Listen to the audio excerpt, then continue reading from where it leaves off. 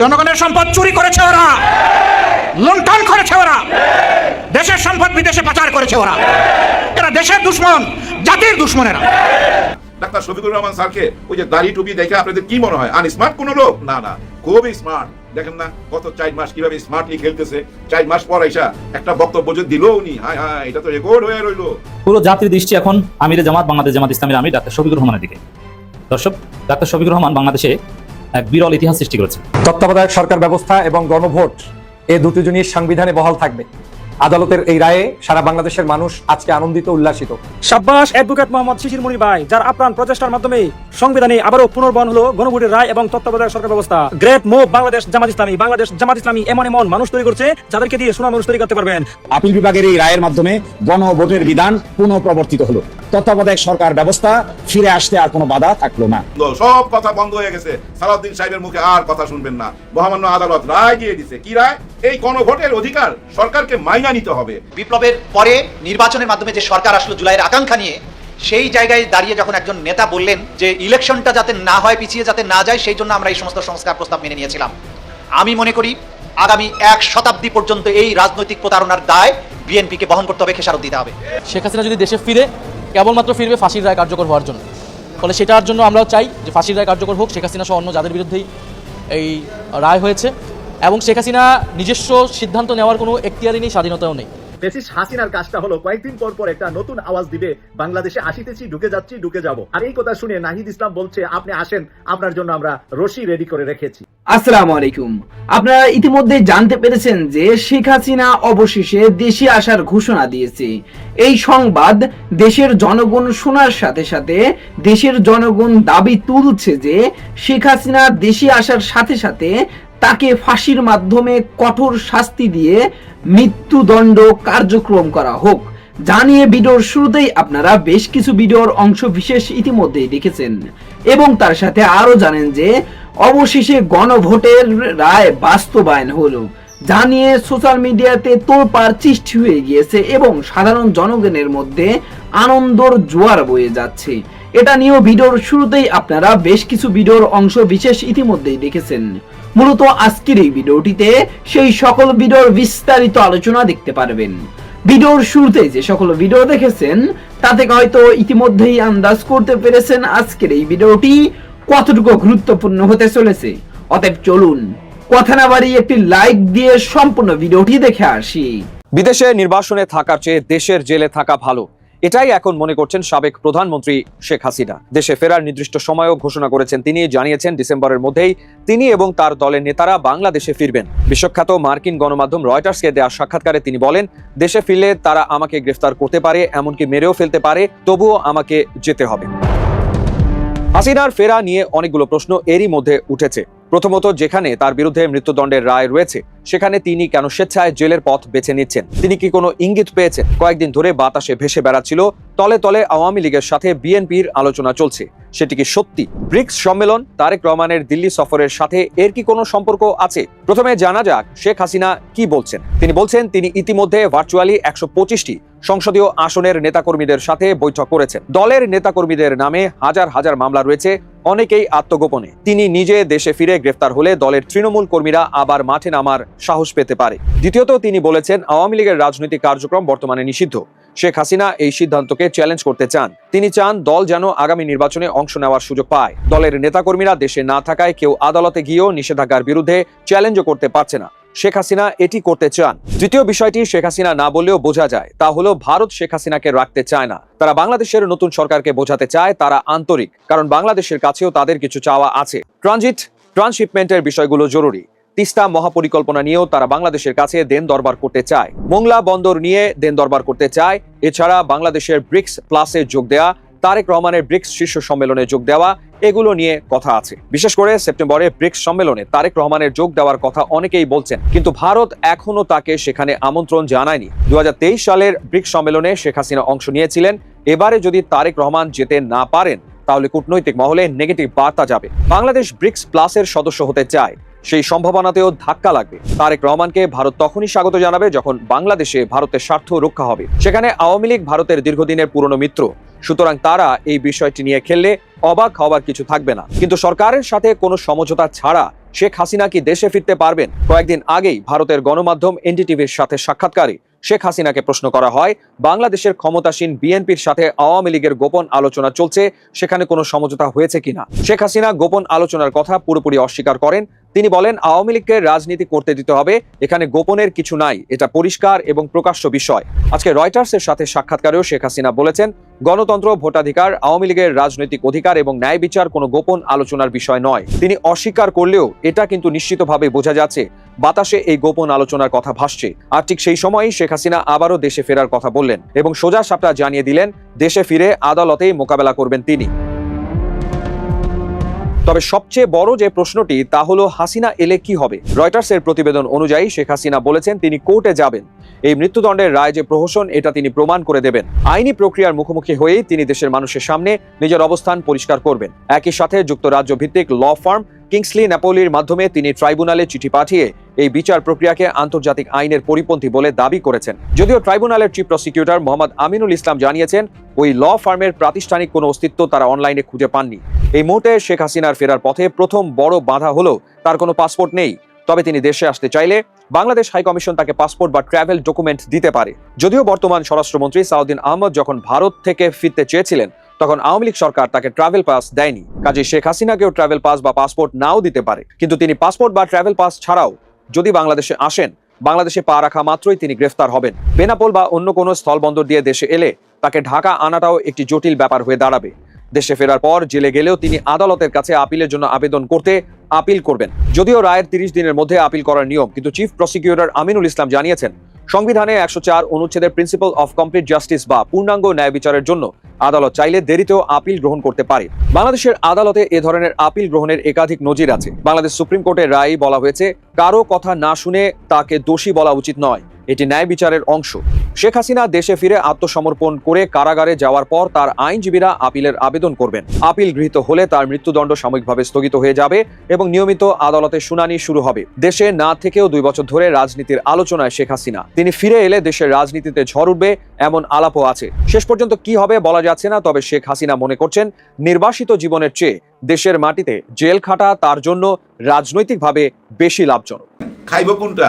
যেমন গেঞ্জি পইরা, হায় হায় পাঞ্জাবি খুলে ফেলাইছে, গেঞ্জি পইরা ডাক্তার শফিকুর রহমান স্যার ওই সাতকানিয়া ওই বাঁশখালীতে পানির মধ্যে নাইমা গেছে গেঞ্জি পইরা। পাঞ্জাবি কেন করছে? পাঞ্জাবি তো একটু লম্বা হয়, ওটা পানির মধ্যে ডুবা যাবে, পকেটে কিছু থাকলে ভিজা যাবে। আর গেঞ্জি কেন পড়ছে? এটার একটা মাহাত্ম্য আছে ভাই, এটা বুঝতে হবে। যেন আপন মনে হয়, কাছের মনে হয়, আপনার এলাকার লোক। উনি এক জায়গায় বলছে, দেখেন আমার গেঞ্জি পরা কেন, যেন আপনারা আমাকে আপন ভাবেন, দূরের কেউ না। ভাইবেন না যে আমি ওই ঢাকা থেকে আসছি, আমি এখানেই থাকতাম, এখানেই আছি, আপনাদের সঙ্গেই থাকুম যতদিন এই পানি আছে। এটা নিয়ে অনেকের মাথা ব্যথা।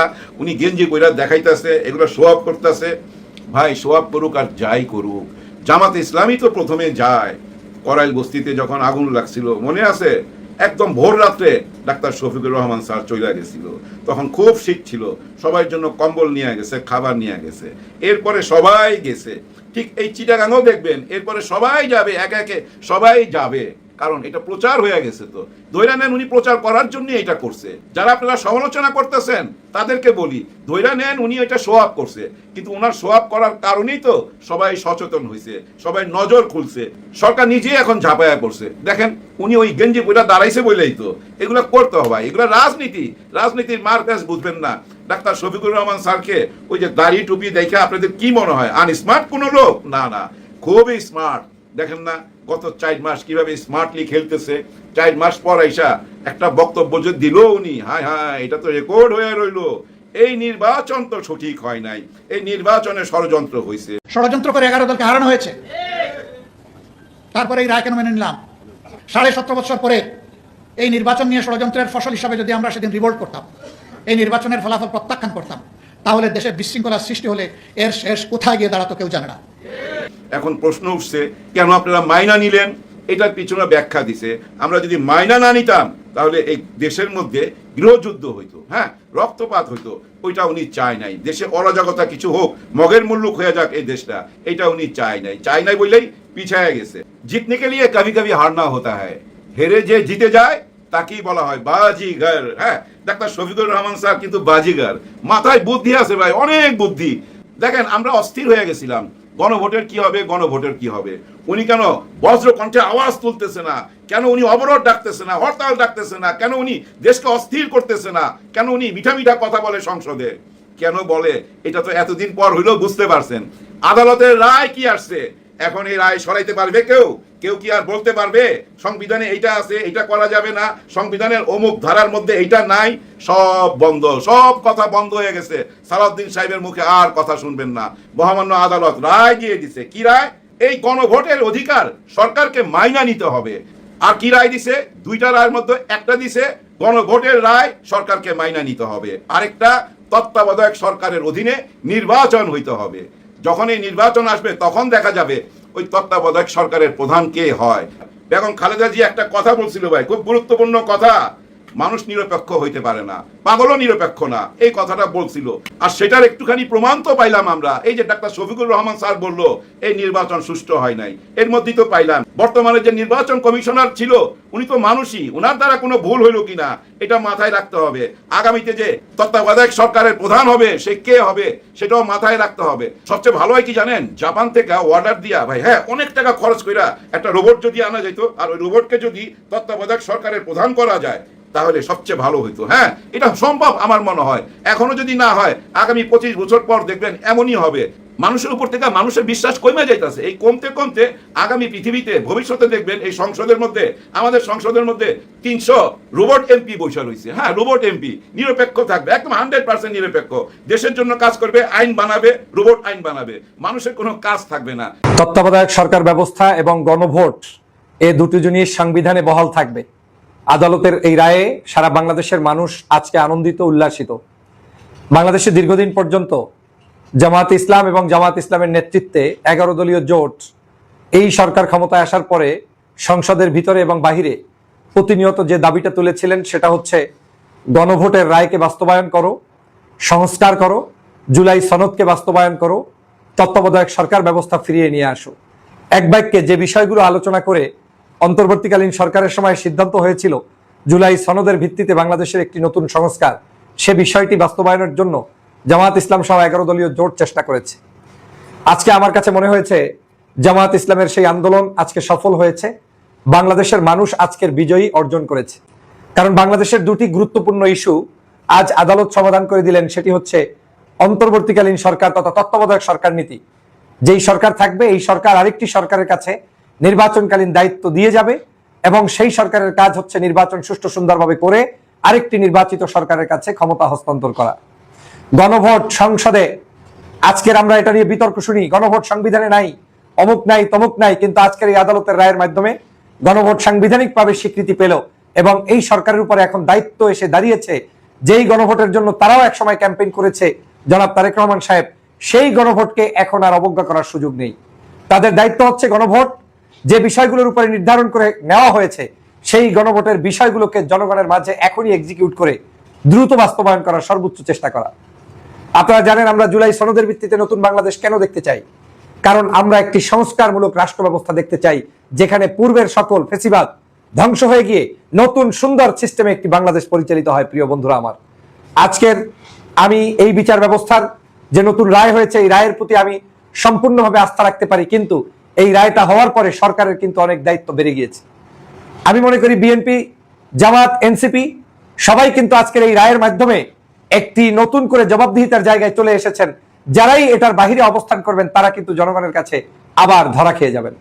তবে আমার বিশ্বাস জামাত এবং এনসিপি সহ অন্যান্য রাজনৈতিক দল যখন আন্দোলন করেছে, বিএনপিও হয়তো তাদের আন্দোলনে প্রভাবিত হয়ে এরকম একটি রায়ের অপেক্ষায় ছিলেন বিধায় বিএনপিও হয়তো মনে মনে চেয়েছেন যে আমরা যেহেতু সংস্কার বিরোধী কথা বলেই ফেলেছি, সংবিধান করেই ফেলেছি, তাহলে অন্ততপক্ষে আদালতের রায়টা যদি আসে আমরাও অন্তত সংস্কার করতে গিয়ে আমরা আর নতুন করে হোঁচট খাবো না, আমাদের লজ্জা শরমটা একটু হলেও বেঁচে যাবে।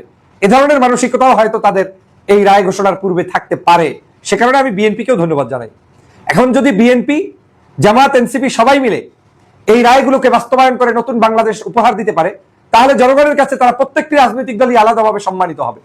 কিন্তু আদালতের রায়ের পরেও যদি গড়িমসি করা হয়, এই সংসদের দোহাই দিয়ে যদি আবার সেখানে নতুন কোনো জায়গা ক্রিয়েট করে আদালতকে অবজ্ঞা করা হয়, আমি মনে করবো সেটা সরকারের জন্য বুমেরাং হবে। আমার বিশ্বাস সরকার সে কাজটি করতে যাবে না, গেলে নিশ্চয়ই তাদের ফেজে সেটা বোঝা যেত। আজকের বাংলাদেশের নতুন করে উচ্চকক্ষ নিম্নকক্ষ যেটা নিয়ে আমরা আলোচনা করেছি, সেই আলোচনা আজকের রেজাল্ট আমরা দেখতে চাই। আমরা উচ্চকক্ষের যে পিআর পদ্ধতি, সেই পিআর পদ্ধতি দেখতে চাই, যেখানে মানুষ ভোট দিবে, একজন ব্যক্তি একটা প্রান্ত থেকে ভোট দিলেও তার ভোটের মর্যাদার ভিত্তিতে অন্তত সংসদে একটা প্রতিনিধি যাবে, যেটার নামই হচ্ছে আজকের এই পিআর পদ্ধতি। কিন্তু প্রচলিত ধারায় যে ভোট দেওয়া হচ্ছে, এই ভোটে আপনি সিট পাচ্ছেন, কিন্তু ভোটারের মূল্যায়ন হচ্ছে না। ওই সিটের ভিত্তিতে আপনি আবার নতুন করে যদি সেই উচ্চকক্ষ নির্ধারণ করেন, তাহলে কিন্তু জনগণকে অবজ্ঞা করা হচ্ছে। আমরা যেই বিষয়গুলো সংস্কার কমিশনে আলোচনা হয়েছিল, সেই সকল বিষয়গুলোকেই আমাদের এস্টাবলিশ করতে হবে এবং এই সরকারকে সেটা বাধ্য করতে হবে, মানতে হবে। যদি সেটা তারা করতে পারে, তাহলে জনগণের কাছে অবশ্যই তারাও কিন্তু তাদের নামের তালিকাটা ভালো জায়গায় রাখতে পারবে। আমি আশা করছি সম্পূর্ণ ভিডিওটি দেখেছেন এবং এই ভিডিওর সাপেক্ষে আপনার কি মতামত সেটা অবশ্যই কমেন্ট বক্সে জানিয়ে যাবেন। ভিডিওটি ভালো লেগে থাকলে শেয়ার করতে ভুলবেন না। আমাদের এই চ্যানেলে নতুন হয়ে থাকলে চ্যানেলটি সাবস্ক্রাইব করে চ্যানেলের পাশে থাকবেন। আর যারা ইতিমধ্যেই চ্যানেলটি সাবস্ক্রাইব করেছেন তাদেরকে অসংখ্য ধন্যবাদ। দেখা হবে নতুন কোনো ভিডিও নিয়ে, ততক্ষণ সবাই সুস্থ থাকবেন। আল্লাহ হাফেজ।